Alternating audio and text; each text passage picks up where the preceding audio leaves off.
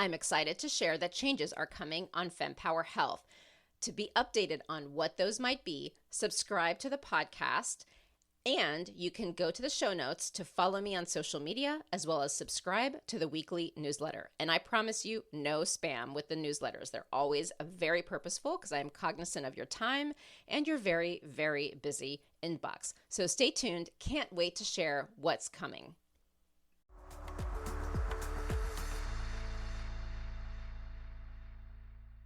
Anybody who is able to really own their loss, own their challenge, own their grief, and stand proudly in it, regeneration is a better word. And so I've currently moved beyond recovery, and I'm talking to others who are in this space as well about regeneration, which, again, the etymology is to be formed or created again, to be spiritually restored, reborn to a better, higher, or more worthy state, to be radically changed for the better.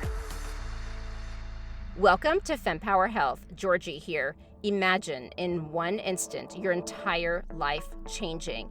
And this is not due to a sudden death, but something else, such as Alzheimer's disease or finding out that your spouse is having an affair. The life that you once thought you had is now gone. This is Ambiguous Grief, and I am pleased to bring to you today the author of Soul Broken, Stephanie Sarazin. Let's start with her story.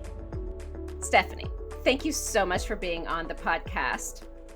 I'm really excited to talk about this really important topic of ambiguous grief. And I must admit, yesterday was a really hard day for me. I think subconsciously, a part of it was, am I going to make it through today without crying my eyes out? But I also learned about myself that I tend to panic in advance of big events, and then I'm fine in the middle of it. So I think I'm actually okay. But reading your book, Soul Broken, about ambiguous grief, I mean, it brought up so much for me, but it was also such a helpful book. And so I'm really looking forward to this. I know that people in the Fempower Health community have been looking forward to this conversation. Also, this weekend, I don't even know how many years. I don't even want to count, honestly, but it's the anniversary of my mother's death. And that's not ambiguous, but just from the adding of losses thing. So I really appreciate this conversation because there have been so many of us who've struggled in life with various things. And I think, even in your book, you're saying we haven't really helped people understand ambiguous grief. And so just to kind of iterate that point, then I want you to give your background and your definition as well. But this quote, I think, is a good one to start with. When who we have lost is so deeply connected to who we are, when we are inextricably linked not only to a person, but to our connection to them, such loss stretches beyond being heartbroken to being soul broken. A lot of quotes in here that I want to talk about today, but so I don't know if you want to start with your reaction and maybe weave that into who you are and your background. Sure. Well, firstly, thank you, Georgie, for having me. And thank you so much for the important work you're doing in bringing these important conversations into the world. I found great benefit and I've learned a lot from listening to you. And I'm delighted to be joining you in conversation today. And thank you for sharing the reality of your trepidation coming into today and just the emotions, the feelings that this stirred up, even in expectation of the time as it relates to your mom and your mom's death. And thank you for sharing that. It's something that I have learned that isn't easily shared and isn't often shared as much as perhaps it could be. So thank you on all of those accounts. Um, and yeah, that's my definition of soul broken. As a little bit about my background is that I am new to the grief space as of about 7 years ago. I have a master's degree in public policy and spent most of my career in nonprofit management. The grief grief research and writing about grief isn't something that I aspired to do. I don't know if it's something anyone aspires to do, maybe, but it wasn't something I aspired to do. Um, Rather, it was something that, like, many innovations, I suppose, fit a need. I had been married for 20 years in a relationship I adored, in a marriage I loved.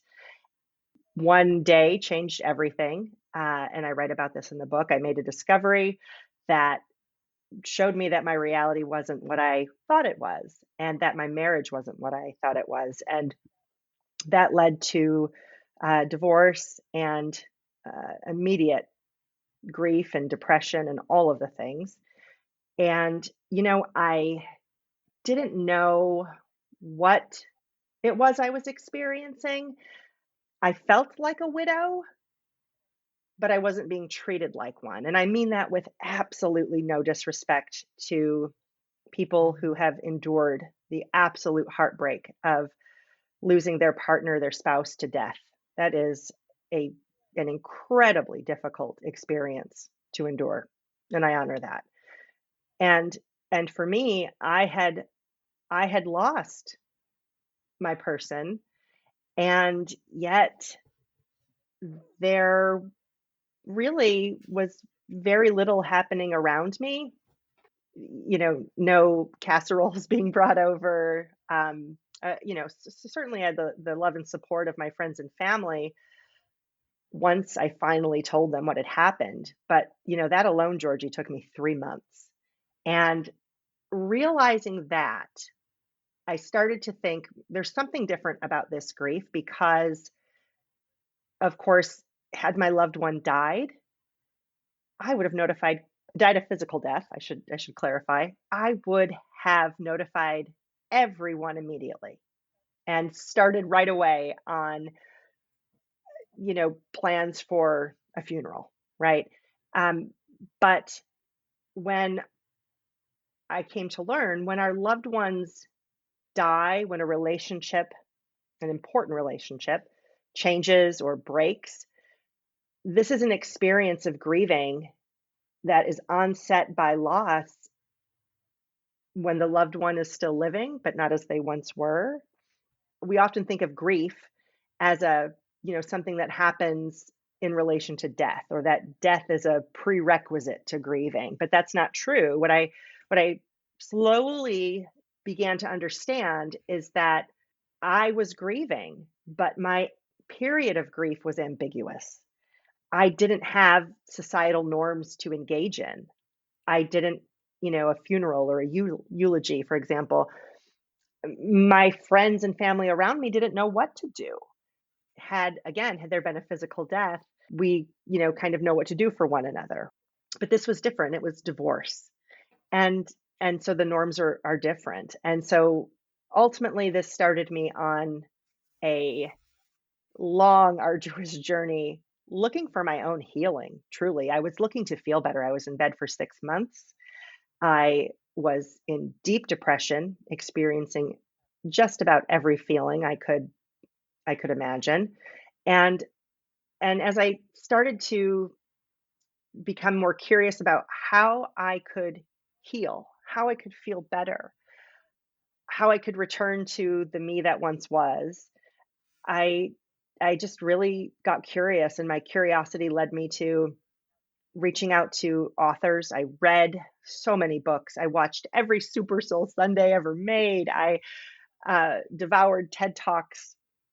I was just filling myself with information, looking for help on how to heal. And spoiler alert for everyone, I will say, quite to my dismay, I learned that we cannot intellectualize ourselves out of grief. Boy, I was really hoping there was something I could figure out that if just, if I did this and that, then voila, right? It would be okay.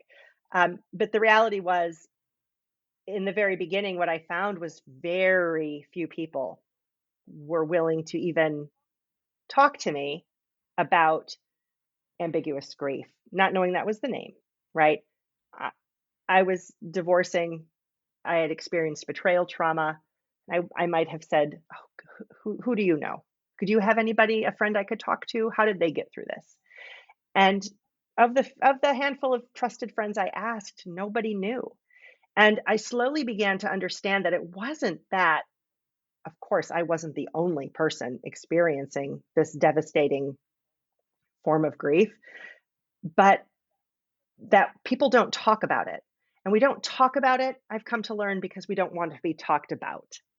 And it isn't just divorce or betrayal, like my personal situation, that keeps grievers in this ambiguity and isolating, right? Um, if we're internalizing feelings of shame or embarrassment, we don't want to talk to anybody about it, right? Of course, which is why I waited 3 months before I told anybody. What's I think about that now, and I'm just still so overwhelmed with the thought. But what I eventually found, I started to do some research and put together a survey, posted it online. Very quickly, I had 400 respondents, 94 of whom said, with indication, yes, I am currently experiencing or have experienced the loss of a loved one who is still living. And I began then to think about who else might be experiencing this, and what has onset their grief. And what I found was that divorce is just one of many activating events that put people in a position of grieving with ambiguity, where our grief is not recognized, validated, witnessed, and therefore it's often very much never processed Yep. in a healthy way. And so that my own desire to heal became the impetus for what later became the co-authoring of the ambiguous grief process model, and the book Soul Broken, Guidebook for Your Journey Through Ambiguous Grief, which is the book I wish I would have had 7 years ago. It's what I was looking for. And my hope is that it helps others who find themselves in this state too. I even think actually applications to fertility journeys, miscarriage. Like I went through 4 years of infertility, and I will say, like, I just kept saying, I need to know when I'm going to get closer to the light at the end of the tunnel. The hardest part is not knowing when. I knew there would be a light. I'm like, is it 3 months? Is it 3 years? Is it 20 years? Like it was just, what I love about this book is you do such a beautiful job in putting words to things. Here's one, and I say this too because after I got married or after I became a mom, I went to friends and I apologized. Like I was the worst friend when you had your baby or when you got married because I hadn't been there. I have no idea what you need, right? So until you're in someone's shoes, it's really really hard. But I this one actually, I guess really not a laugh out loud, but just kind of a, oh my God, this is so right. So without knowing what we're supposed to say, we use someone else's words instead and send a store-bought sympathy card as our ambassador. Sometimes we are so uncertain of what to say or do that we do nothing at all. Or maybe we do the accepted minimum and heart a post. Now, I think every single one of us can say, yep, I sure did. And you labeled this the grief cooties. So I have to say, like, some very like, Right. oh my God, this is such the right wording. And then the labeling just made me laugh. So that was my laugh out loud. Thank So you. I'm so glad you're laughing with me. Yes, that's exactly how I felt. And thanks for sharing about your infertility journey, because that is disenfranchised grief. That's grief that is so personal and so valid, and so often not acknowledged. And so thank you for sharing that. And I think the more that we as women especially are able to own that truth and share it, the more empowered we really do help one another become in owning our place in it. And it's so hard to say, oh gosh, if only I knew. Oh, if I only knew this for 3 months or 3 years, great. Just give me that timeline and I'll figure it out. And that's how I felt too about the grief experience was, okay, how much time do I need to put into this, right? Well, how long is this going to take? Because this does not feel good. I do not like it. And of course, that is not in my control. I don't know, right? It's not up to, it is up to me to determine how long it takes to move through my grief, but it's so subjective to everybody and to every single loss. Just like with fertility, you don't know. You have to go through the experience to get your answer. And we're not taught how to help one another grieve. And I'm a firm believer that, those folks who send the store-bought cards as their ambassador, the friends who don't know what to say, so they say nothing, they're not bad people. These aren't innately bad people. We're good, I believe. And yet it's just not in our familiarity. In the same way, you didn't know what it was like until you became a mom. You don't know how it might be such a gifted treasure to show up at your friend's door and say, "Did you want to go to take a shower and run out for an hour while I stay here with the baby?" Right? What a gift, but you don't know until you know. So when we do know, let's do better. Yes. When someone's going through something, I say, I haven't been in your shoes, so I literally have no idea even what to offer. So please know I'm here and let me know what you need. But if I come up with an idea, I will come to you. Yeah, absolutely. And just this may not be everybody's answer, but for me, I was hyper fixated on, well, where are my casseroles? Right? When growing up, however we grow up, how we see people in our community support one another. In my Midwestern upbringing, it was you drop off a lasagna, right? And a salad. You just put it on the doorstep with a card or something, in addition to, you know, the um the additional things one might do for their loved one. But I wasn't I had very, very little of that. And I thought that was peculiar, right? Why is this not being acknowledged? I am heartbroken and grieving. But how were they to know that? Really? They'd not been through it. They'd not been in my shoes. And this is where the grief cooties come from, right? What I found is that in so many instances, it seemed to me that people were either wanting the details salaciously, or they say nothing because the idea of however they're internalizing what my experience might be, they don't want it. They don't want it for themselves, Yes. right? And of course, grief, like, menopause is not contagious. It is not something that you're going to catch because a dear friend is going through the experience. But also, grief, like menopause, is a very natural and normal process that is involved with Yep. life, right?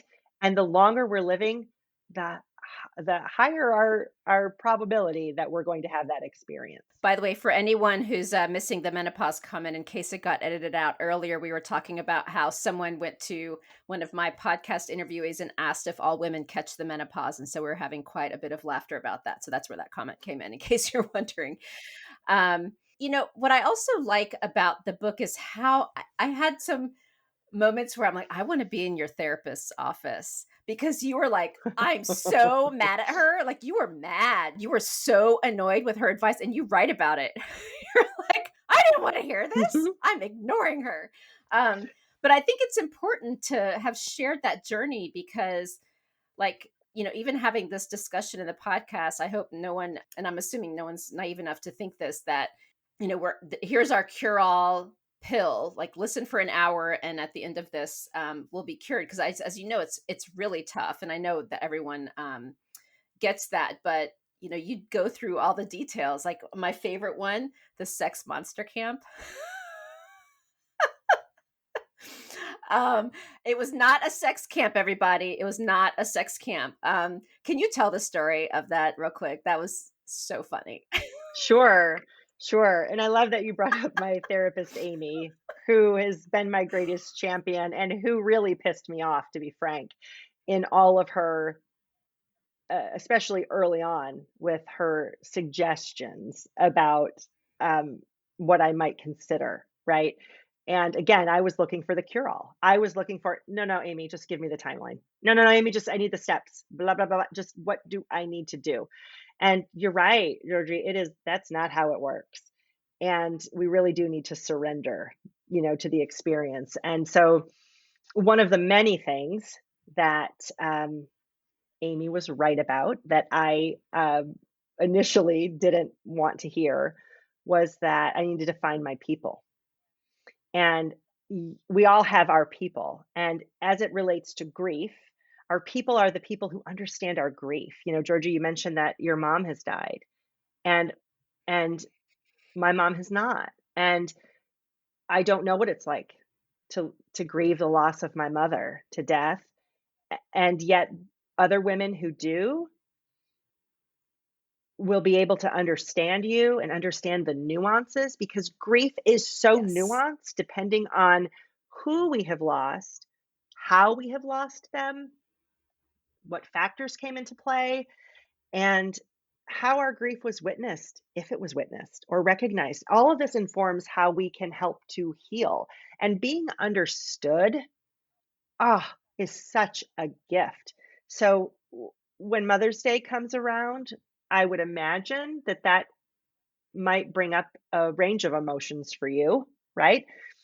Because while you're being celebrated as a mother, you're missing yours. So, how we interact with our grief and the people who understand our grief can be a really important step toward recovery. And when I say recovery in the terms of grief, in the context of grief, what I mean is that recovery in this context is a return to kind of your own homeostasis, but with the ability to integrate your loss and manage it as a part of your life without expectation or desire or prolonged longing, working an effort to get that back. I learned this, back to your question about Sex Monster Camp, which again is not about sex. It was it was Amy helping me find my people, which were women who had either been who either had made the discovery of infidelity or who had been disclosed the reality of infidelity in their marriages. I was delighted to find that there were other women out there like me. I felt like I had been on an island of, just in isolation for so long, and I was not willing to share information with just anybody, because it was so deeply personal, and I didn't want judgment of anybody involved in the situation. I wanted to know how to heal. That was my bottom line. I found with Amy's help, found a terrific workshop, that a week-long workshop out in Arizona, that was for just that. Healing Intimate Treason was the title of the workshop. And being able to be in the presence of others for a week who who understood my grief. Not only did they understand, but I finally felt understood. And no matter what you might be grieving or who you might be grieving or why, this is such a gift, and it's an important one along the process of healthfully moving forward. Why was it called Sex Monster Camp? Of the incredible women that I was with for that week, and I do just want to add, it was such a rewarding experience for me to see women like me and unlike Right. me, women who had been married for 50 years, women who'd been married for 5 years. And, we can't compare our grief. We can't any more than we can compare our marriages. It is what it is for each of us. And there was one attendee who has become my dear, dear friend, who I call Maya in the book. And Maya's husband was not happy that she was going to find some support after discovering her husband's double life. And he really did a lot of love bombing over that week. Though our phones were turned off during the day, at nighttime, it had come up more than once that you think I'm a monster. I can't believe you're at this place. Must be nice to be at this camp. You're at Sex Monster Camp, and you're all talking about your sex monsters. And when she shared this with us, it was just such a moment of levity that really helped to bond our group. And although that was 6 years ago, we are still in frequent communication with one another. And I tell the story of our group in chapter 2. And Maya and I talk daily, in Oh. fact. So, you just never know where you're going to find people who understand, but it's so important that we're open to how we might find them. And I agree about finding my people, that there are so many nuances that finding the right group to help with that nuance is so critical to being able to get through things. But I do also want to get to a quote that you shared, which is you define the feeling state of grief as the shit show shantytown. So again, lots of fun in your book. But I mean, it's true. It really is basically like a shit show. But the other piece I think is really important is we all want to recover. We all want to be filled with hope. But you say something really important here, which is when hope is misdirected, it is as dangerous as it is good. So talk to us about that. Feeling your grief is a shit show because there is no timeline. It is very uncomfortable, destabilizing period for so many. And I do want to make just one important point about that before I move on to answering your question about hope. What I discovered in my research, my initial research, and then my ongoing research is that an overwhelming amount of us don't even know that what we are experiencing is grief. And so many different activating events can cause kind of, activate this grief within us and around us. Divorce, as I mentioned for myself, but dementia, addiction, incarceration, estrangement, gender identity, mental health, or indoctrination. Think of cults or gangs. When somebody we love and are in relationship with us, for whatever of any of those reasons, breaks or changes, while they have not died a physical death, the relationship has died or drastically changed from what it once was. And it becomes such an incredible, heavy experience where we're feeling all of these things. The Kubler-Ross model, which suggests we experience anger, denial, bargaining, acceptance, depression. Those are all things that I was experiencing too. And yet I was experiencing so many more. And none come in a neat, tidy timeline. They don't come, continuously one after the next. It's nonlinear. But if you don't know that estrangement from, your best friend, or your son's substance abuse disorder, or your mother's Alzheimer's diagnosis, or your brother's incarceration, whatever it might be, where your relationship has changed and there's been a death in that relationship as it once was, you too may not realize that what you're experiencing is an ambiguous grieving process. You're grieving, but it we don't know it, right? Because we're not taught to identify it in this way. And this has real serious implications because, of course, grief has long been studied, for decades now. And what we know is that it includes there are emotional and physical ailments that accompany grief, often. And most commonly, what those present to be are depression, irritability, trouble sleeping, anxiety, loss of appetite or overindulgent eating, recurring bouts of angerness or bitterness, or bursts of resentment that kind of pop up out of nowhere. And these are all what scientists have studied and say, is normal to happen within. It's acute grief, which happens for about 6 to 12 months. Speaking of timelines, right? So a loss happens. We know that these are normal experiences for about up to a year.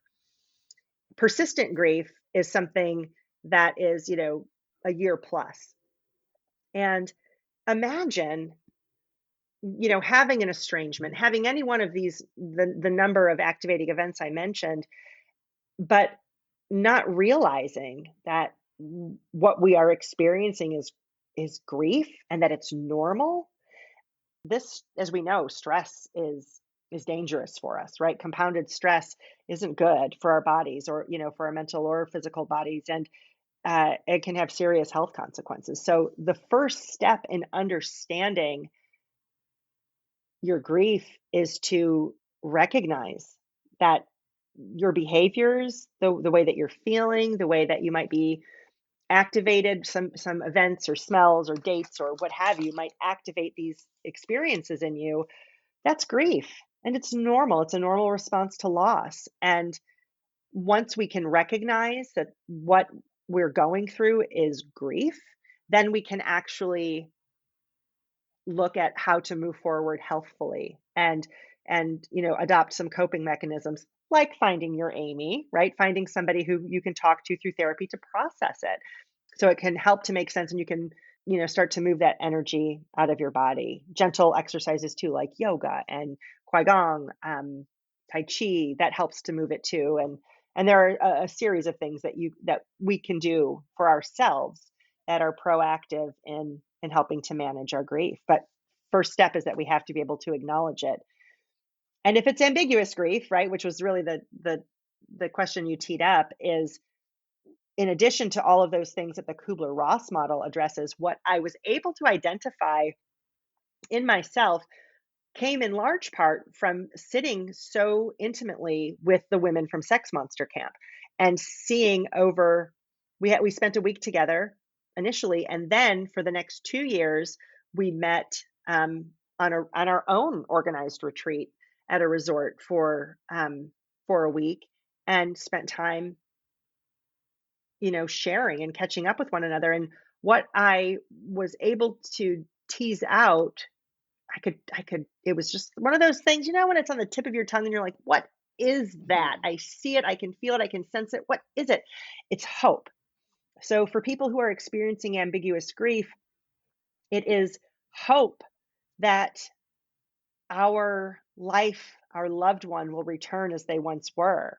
We'll get out of this horrible, uncomfortable feeling and move on. And what I found was that yes, we need hope. Hope is a beautiful thing. And I love to quote Emily Dickinson, who's known for her beautiful poetry on hope, which says something that, and I probably won't get this verbatim, but hope is the thing with feathers that sits on the soul and sings a tune all day long and never stops at all. Ah, how beautiful. How beautiful. And for me, that brings about the imagery of, Cinderella's bluebird just chirping away. We need hope. We need hope. Don't leave me hope. Hope is that which is feeling of expectation, it's longing, it's desire. And we need that in this human experience, which can be so hard. And the reality is that it's not reality. Right. And again, just circling back to understanding that it is up to us. It's our directive how we heal. If we heal, it's our directive, and how we engage with our grief, how we engage with others, and what is in our control and what isn't our control. This is something that I found in my research that has been talked about for millennia. And in my research, I was introduced to Epictetus, the Stoic philosopher, who talks about, if something is not in our control, I don't have his words directly to quote, but he basically says, forget about it and move on. Don't ever think of it again. Holy cow, he's Right? got it, man. It was like one sentence, like, "Get over it." And but you Right? do right that I mean, it's more than that. it's a little harsh. Yeah, It's a little little harsh, Epictetus. Like, do we need to throw the baby out with the bathwater? Do we? Or is there an opportunity to modify this? Because it's easier said than done. How do we go forward from here? Like, how do we let go? And something that I found along that way is that, when we talk about recovery, if recovery is the, kind of goal, okay, so ultimately, through the help of my therapist, through the help of my people, I understood that recovery is the ability to integrate this loss and not let it define my life. When a loss does define us and it's kind of all we can talk about, it's all we want to talk about, it is all encompassing. That is something that is called complicated grief, or newly renamed prolonged grief disorder. And I kind of see that as a quicksand pit. You are in that pit. I cannot throw you a stick to get you out, Georgie. You are going to need to go find your own Amy. You're going to find somebody who's a professional and can help extract you from this, because it's going to take a lot of work, a lot of effort, because we've kind of wired and rewired our neural pathways to see ourselves and define ourselves by this experience of loss. And I didn't want that. What I wanted was to be able to figure out, how do I move forward with grief, and understanding that, oh, wait a minute, when somebody dies a physical death, we are not hoping that they're going to ring our doorbell. We're not hoping that they're going to come back and have an explanation, and we'll be able to reconcile and return the relationship, right? We know that they have died a physical death, and we might hope to see them again in another life, but we do not really hope they're going to ring our doorbell, right? But people who are experiencing ambiguous grief and their loved one is still living, we think that very much. We fantasize about it, right? That's very common, I found. And so I began to think, okay, how do I move forward in my recovery? And what I found was that actually recovery is a place where I'm living as my whole self, and I'm okay. I've integrated my grief. But what really surprised me was to discover the etymology of the word recovery. And we use it so often, right? We're all striving for recovery. And I began to think that I didn't want recovery. I wanted something more.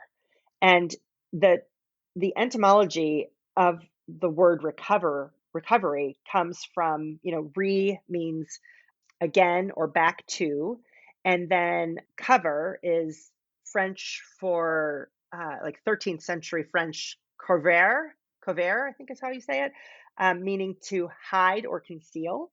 And then from Old English, cover means covert, not openly acknowledged or avowed. And when I read that, Georgie, I just thought, oh my word, yes, this experience has been beyond tumultuous, but I don't want to deny or conceal any parts of me that have come from it. So many gifts have actually come from this experience that I never would have had without it. And what I found was, for ambiguous grievers, or anybody overcoming something, anybody who is able to really own their loss, own their challenge, own their grief, and stand proudly in it, regeneration is a better word. And so I've currently moved beyond recovery, and I'm talking to others who are in this space as well about regeneration, which again, the etymology is to be formed or created again, to be spiritually restored, reborn to a better, higher, or more worthy state, to be radically changed for the better. After all of my research and countless interviews with clinicians and people grieving, and whether the grief was onset decades ago or a week ago, ultimately striving for the opportunity to lean into our grief, as awful as that sounds, is what I offer as the light of that end at the end of the tunnel, right? That you can emerge from this in that regenerated state, having learned so much and evolved as a person, to the point that you may be able to help others going through this experience as well. And that's such a beautiful gift in this human existence. Why wouldn't we want that? Why wouldn't we want that for ourselves and for others? It's why I do this podcast. Like, I started out like an angry, like, what the heck is going on with our healthcare system? Why did infertility Mm. take this long? And, and then also my way to pay back me being a crappy friend to those who had kids before me and were married. before me is pay it forward to others. And I think that pay it forward has been healing for me. It's not too late to take a look. I work with people on kind of on looking at their grief timelines. How many losses have we experienced in our life that have gone unvalidated, unwitnessed, unacknowledged? And, our love, we celebrate our love, we celebrate our beginnings so beautifully. We don't give that same respect to our endings. And I think the more we can help one another embrace our endings, which you've done so beautifully to share your story and to help build a platform for others to share theirs and show that endings of things are natural parts of life, but also creates a door to other beginnings, is that it's never too late to go back and honor the loss that you endured and that went unrecognized. So, and I just honor anybody who is stirred with emotion from our conversation and encourage you to look more deeply at where that's coming from, whether it was from the loss of a best friend in middle school or in-laws or whatever the case may be. Each and every loss that has impacted you because there was love there first, and finding a way to honor that in your own way. There are lots of tools which can help you do that, can help you integrate that loss and move on. What's the next right thing? And a lot of times the next right thing is going to point to self-care. And sometimes that is canceling on a friend for a walk, and sometimes it isn't, right? But you'll know what to do, and really honing into that voice inside and learning to trust your innate knowing, your understanding of yourself is how you're going to get through. So, and we can't do it if we're surrounded with noise, right? We can't do it if we're scrolling, if we're, flipping through the streaming stations, what have you. Getting quiet and present and just taking a minute to say, like, what do I need? What do I need? And for anyone who is going through all this, just I feel for you. It is really freaking hard. Not all of us feel comfortable talking about things. And so hopefully this was a good space, and you've gotten so many great ideas from Stephanie and her words of wisdom. The book is so great to read, because I will say, if you're not feeling heard, then just get this book and just read it, because the words in there, you will feel heard even through the book as a way to start. So that even could be the next right thing. Because I liked how you gave tools, but a lot of it was your story, so someone can feel less alone in the ambiguous grief. Thank you so this much. is great. I so appreciate you having me, and thank you again for doing the important work you're doing to bring these important topics out into the light so that we can help one another through. Thank you so much. And that wraps up another empowering session here at the Fempower Health podcast. Now, before you dash off, I've got a quick, exciting invitation for you. Please join our vibrant community by subscribing to our weekly newsletter, because it's really your frontline update on groundbreaking women's health research, the latest health-enhancing products, fun quizzes to boost your health IQ, and unique discoveries that you won't want to miss. All of this delivered straight to your inbox, cutting through the noise of social media algorithms. Love today's insights? Show your support by rating and reviewing our podcast. Your feedback is more than just a pat on our backs here at Fempower Health. It lights the way for others seeking guidance and community in their health journey, amplifying the voices that need to be heard. And for a deeper dive into today's topics, check out the show notes and explore our website at fempower-health.com. Our site is a treasure trove of knowledge, neatly categorized by topics of interest and life stages, ensuring you find exactly what you need to empower your health journey. And your voice matters to us deeply. Whether you have a question, a story to share, or feedback on our episodes, reach out directly at info@fempower.com. fempower-health.com, drop us a message on social media, or hit reply on any newsletter. Your insights inspire our conversations. And a quick note, the knowledge we share is here to embolden you in discussions with your healthcare provider. It's not medical advice. Always consult with your doctor for health decisions. And remember, the diverse perspectives of our guests reflect their individual journeys, and it's not an endorsement by Fempower Health. Here's to empowering your health journey one episode at a time, and I'll see you on the next Fempower Health podcast episode.